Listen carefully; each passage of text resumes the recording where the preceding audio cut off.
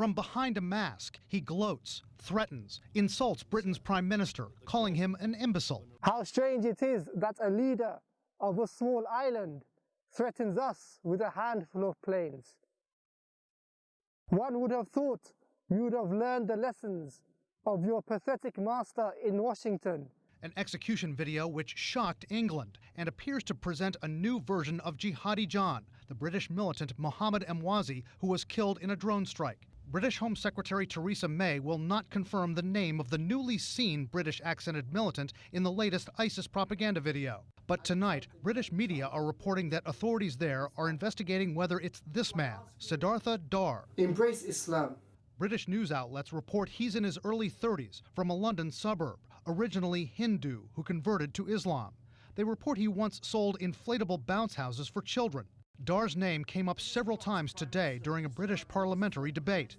The Home Secretary grilled about how Dhar reportedly had been in the British government's custody but eventually fled to Syria. The reports concerning Mr. Siddhartha Dhar. He was well known to the authorities, having been arrested 6 times on terror-related offences before being placed on police bail in 2014 and requested to surrender his passport. It was when he failed to comply with those bail conditions that it emerged he had absconded.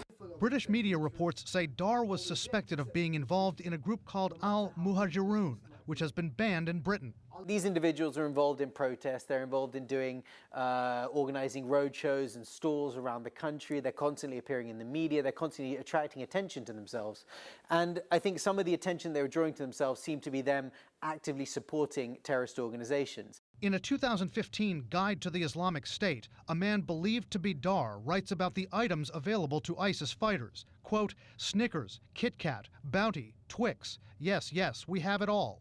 CNN interviewed Siddhartha Dhar in 2011 when he praised Osama bin Laden shortly after his death. When 9/11 did occur, it forced me to inquire about who this person was, what his message was about, and I realized that this man, he was someone who stands up for the truth. Now, Siddhartha Dhar could be filling a crucial void for ISIS left by the original Jihadi John.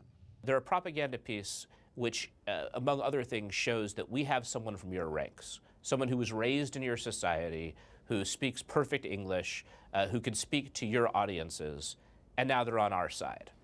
But the big question tonight still is Siddhartha Dhar the man in the new ISIS video?